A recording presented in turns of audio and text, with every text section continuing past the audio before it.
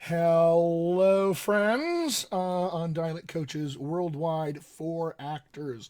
This is Dialect Coach Chris Lang coming at you on a Saturday afternoon. Hope everybody is having a great start to their weekend, getting some good R&R, some, if you've got a pet, you're scratching that dog's ears or, snuggling with the cat or those sorts of things. Today, now is the time that I'm going to talk to you guys some more about awareness. You've heard from my wonderful colleagues this week on our page here. You've heard from Pamela, Jack, Adam, and Eliza. We've all been talking about awareness this week. And I get to go last this week because we introduced everything on Tuesday. I'll usually be going on Tuesday myself. So you'll get to see me again on Tuesday next. But I have a unique opportunity here of, because I'm going last this week, to kind of dovetail what I'm going to talk about today into how we're going to start next week. So next week is going to be about flexibility and mechanics, which will build off wonderfully this week's topic, which is awareness. I'm just looking at some folks who have joined us on our live. Just want to say hey to Christopher Lyons out there. Thanks for watching. I see Elena and Anna, you're both joining the video here. Good to see you guys both as well. Feel free, by the way, to pop any questions that you guys have throughout this thing into the comments down below. I'll do my best to answer them. I will be doing a Q&A when I'm done with my my little spiel today, so we can talk then. But any questions you have, pop them in immediately, and if I don't answer them right away, I'll make sure to get to them as soon as I get to my Q&A then. So, like I was saying, I get to dovetail into what next week's topic is, which is all about flexibility and mechanics. And you'll notice that there's a lot of awesome overlap in these topics. The reason this is so, and if you go back, by the way, and watch Pamela's live video from earlier this week, she talks exactly about this thing and takes you through the process of sort of step by step why we're doing this weekly kind of thematic setup here. Because this work all builds off of itself as a foundation is laid. Awareness is key first, and then beyond that, now we have flexibility and mechanics that we'll be moving into. And then beyond that, it's going to be flow and coordination, and then accent integration after that, and so on, and so on, and so on. So these things are all going to build off of one another. So today, as I talk about awareness, I'm going to talk a lot about what stuff feels like, an awareness of what we can actually feel, and how maybe we want to describe those feelings for ourselves. The awareness of what our vocal anatomy and our voice feel like in particular are going to be important to accent work. I think for obvious reasons, but how we describe what those sensations are that we're feeling are actually, I think, just as important and nuanced and detailed for us as we go through accent work as anything else we do. Because, the words we use to describe sensations, the words we use to describe experiences that we're having, kind of frame our perceptions of the larger experience as a whole. Put it this way, on another context, positive self-talk is a big part of, I think, our work as actors and in art. You should never underestimate, by the way, the power of positive self-talk to get something done. So, for instance, if you were struggling with an exercise or piece of awareness of any sort, I'm always going to recommend that you frame that statement that I'm struggling with this or I can't do this thing. I'm always going to recommend you frame it as, I presently struggle with this thing. I'm presently struggling with it. Or, I can't do it yet.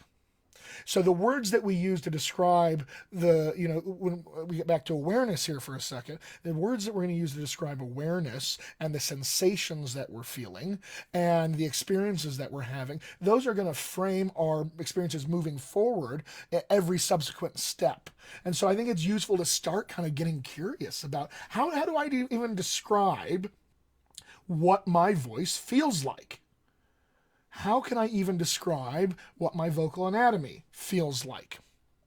What does it feel like to me today? And what does it feel like me tomorrow? And what does it feel like to me, a week from now? Those all might be different. They might be the same, but it's a wonderful opportunity for us to be curious about these things.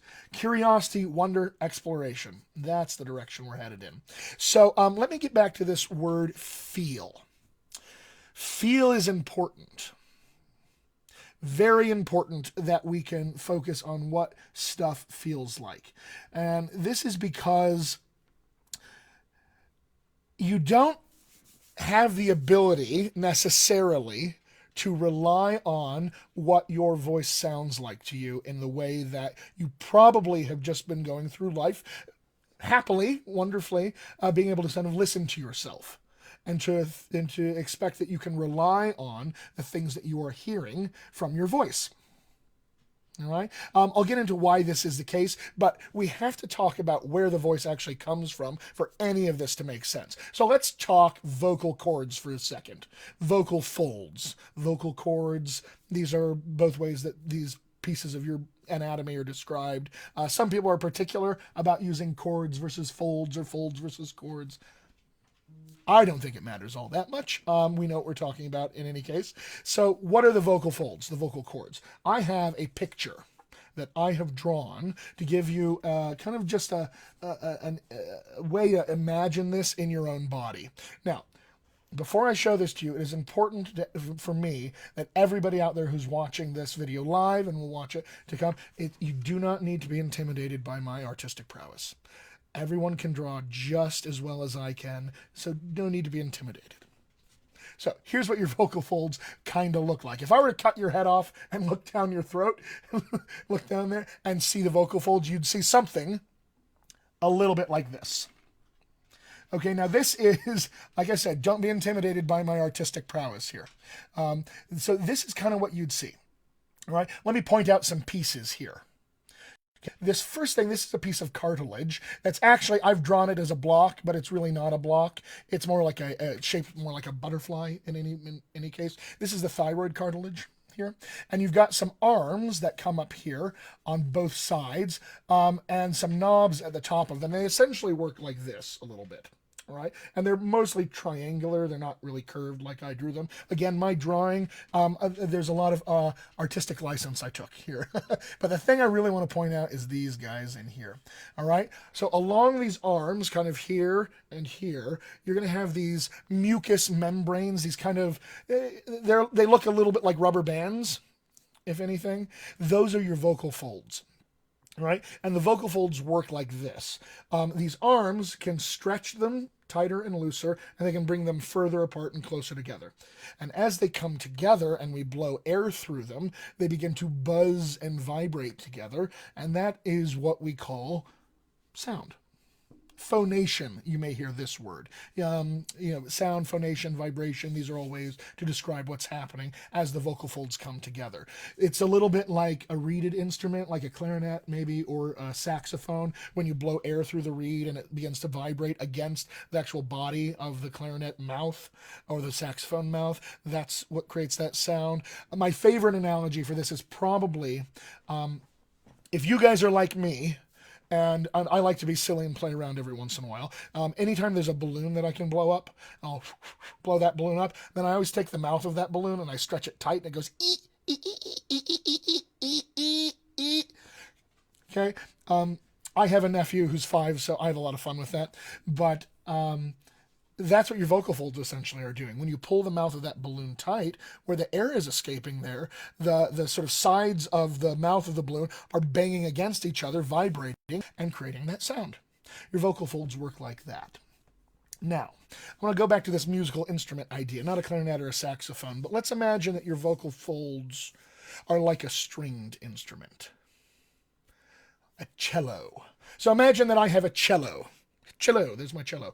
And I've got a bow and I can play the cello. But I'm going to be a magician for a second, and I'm just going to rip those strings off of the cello. Now, they're still magically stretched tight, so I don't have to worry about them not being stretched tight. And I'm going to run that bow over the strings of the cello. How much sound, I suppose, is going to be created after I've ripped those strings off of the cello and I'm rubbing the bow over them now? If you had to guess for yourself, how much sound do we think is going to actually be created there? Some is probably the answer. A little bit, not a ton, right? What if we put those strings back on the body of the cello, though? And now we rub the bow over those strings. How much sound is there now? Quite a bit, I think, in fact. And why is this? Why does this happen? What makes this possible? It's the body of the cello. The sound waves that are generated off of the strings of that cello now get to go inside the body of the cello, and they get to bounce around, and they get to resonate and amplify themselves in there. And then we hear a much bigger, broader, more detailed kind of sound because they're bouncing around this body. That's how your vocal folds work inside your body. If I took your vocal folds out of your body and blew air through them, you get a tiny little bit of noise, right? But I put them in your body and I blow air through them and they come together and adapt, and then they start phonating, and we get actual, big kind of beefy resonant sound. Because the sound waves that your vocal folds have generated now are traveling throughout your body. They're going into here and into here and here and here and all over the place. And they're bouncing off of the bones in your body and the water in your body. Your body is wonderfully set up like a giant speaker to let these sounds out, to let these kinds of different vibrations and sound waves out. If your body's a big speaker, you've got a woofer and a tweeter. Woofer and a tweeter. If you think back to car speakers or stereo speakers or speakers at big concerts that hopefully we get to go back to soon, you'll know what I mean. We've got a woofer, kind of the bass, and a tweeter for the higher, more treble kind of sounds. And so think of this as smaller. The sound waves bounce around a smaller cavity up here, which is why the sounds are higher, more treble-like. This is bigger, so the distance the sound waves get to bounce around is also bigger. So these will feel lower, kind of, that's why this is the bass and this is the treble up here, the woofer and the tweeter. Okay, so why have I said all of this? It's important for you to understand how sound is actually made. When we get into the mechanics of speech here in a week, you're going to discover that we're doing a lot of shaping and obstructing and, a rearrangement of these sound waves and the flow of air that carries them. So it's really important to understand this flow of air and these sound waves and how they kind of come together, how they're made. It's actually really important, in fact, to be able to feel the difference between when your vocal folds are creating sound waves and when they are not. That actually becomes really important in accent work.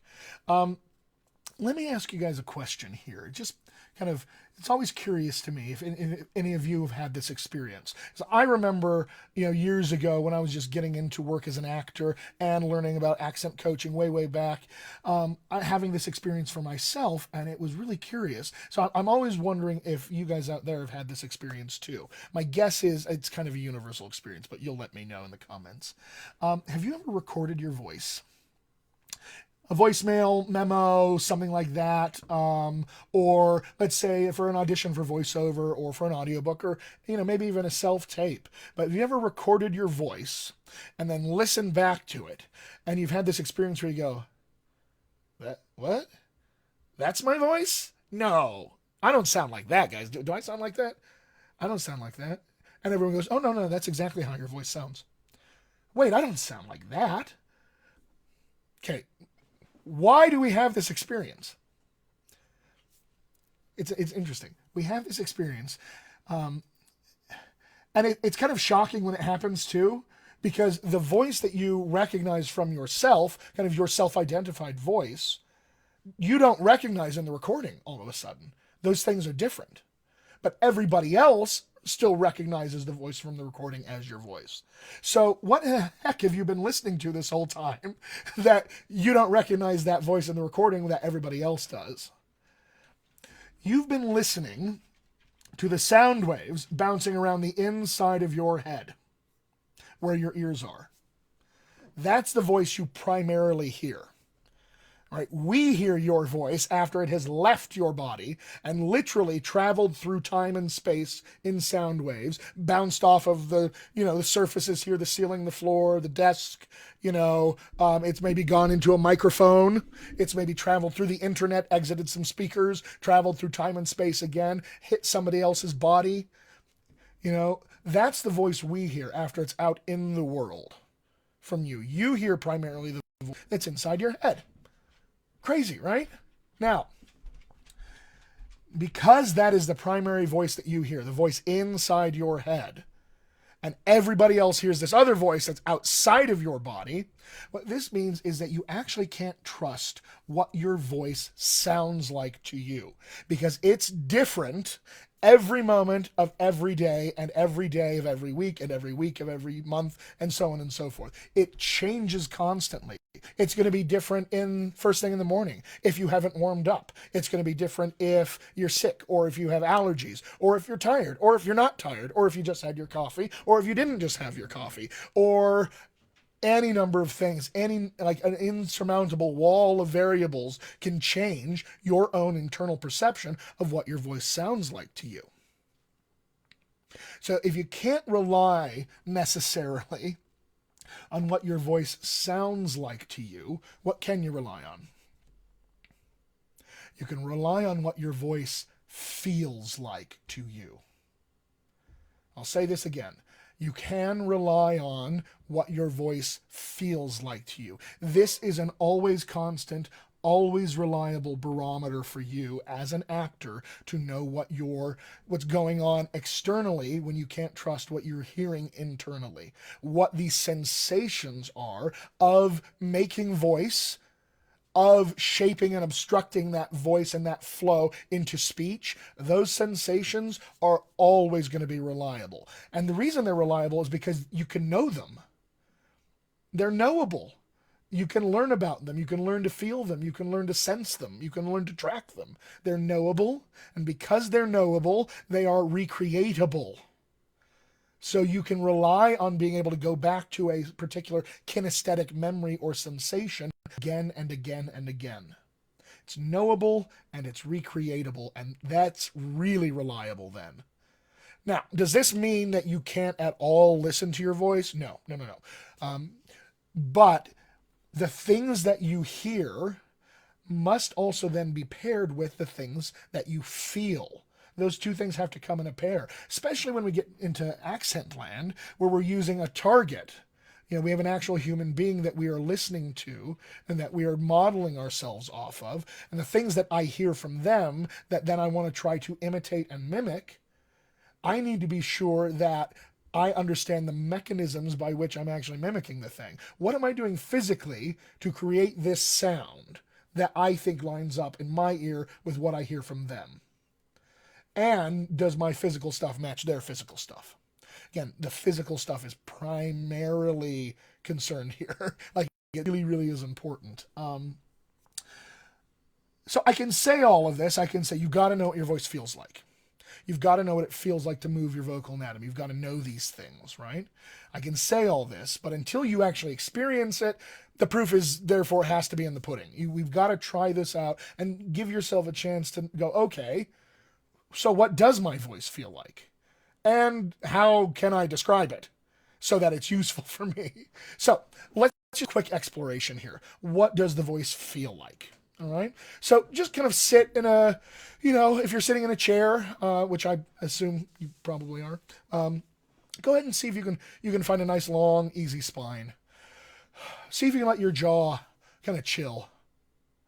Oh, cool. Yeah. See if there's any excess tension in your life that you kind of want to just sigh out nice and easily. Nice, easy breath. Oh, that feels nice. Yeah, I enjoyed that. Great. So just take a second and be aware of where your body is in space, its position. Where do you feel your rear end contacting your seat? Where do you feel your feet on the floor? What are your hands up to? How do you feel them resting on something? Just kind of get into what your body feels like in the moment. And I want to ask you to try something cool for a second. I want you to try to breathe through your mouth. Yeah, just take a couple easy breaths. Let's just see if you can ask air to come in through your mouth and your nose at the same time. See what that's like. See if you can make that happen. It's usually about 80, 20, 90, 10, something like that, but mostly through your mouth. But, some through your nose for sure. Did you have to release anything, any musculature to make that happen, to ask that to happen, allow it to happen? Get real curious about that sensation. And then nice and easily, just let an easy sigh. Good.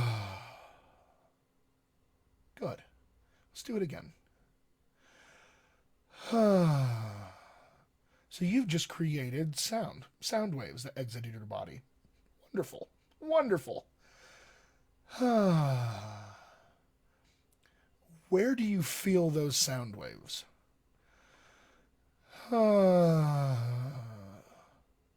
Where do you feel some kind of sensation? For me, my first thing is I feel something here on my chest. So go ahead and put your hand on your chest real quick.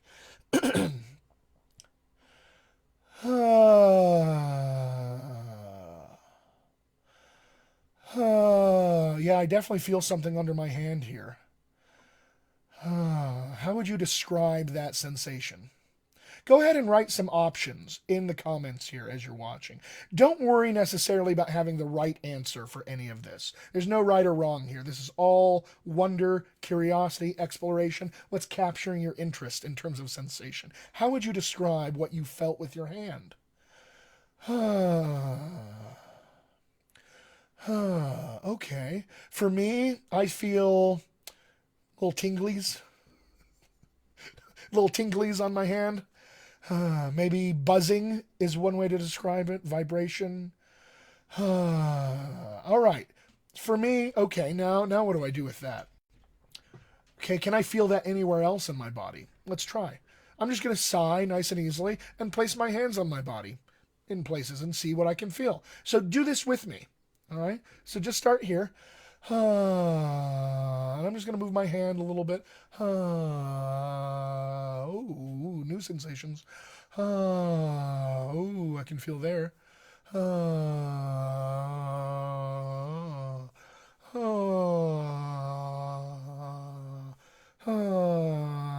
Ooh, something cool happened. Uh, Put your hands over your ears and make a little vibration like that. What you hear changes drastically just by doing that, but you can feel it on your hands. Ooh, cool stuff here. What about shoulders? Anything on the arms, maybe? Back the chest. Ooh, cool stuff in the back. Ha ha ha ha. Oh, ooh, all the way down to my lower back, even. Check out your hips. Thighs, maybe? Anything there? Maybe your belly?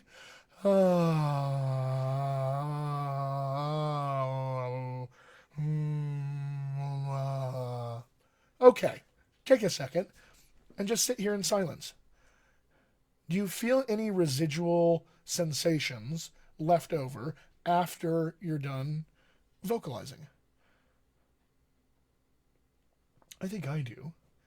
I will describe them again. I feel like little tinglies, little residual vibration-y things, little pinpricky kind of feelings. That's what I tend to feel. You may describe them differently for yourself. Get real curious about how to get specific in that description. Yeah, what is it that you're actually feeling there? Yeah, pop those in the comments for me if you could. So, like, that's just what the voice feels like. Now, let's do this with just air. Just breathe through nose and mouth at the same time if you can. What do you feel here?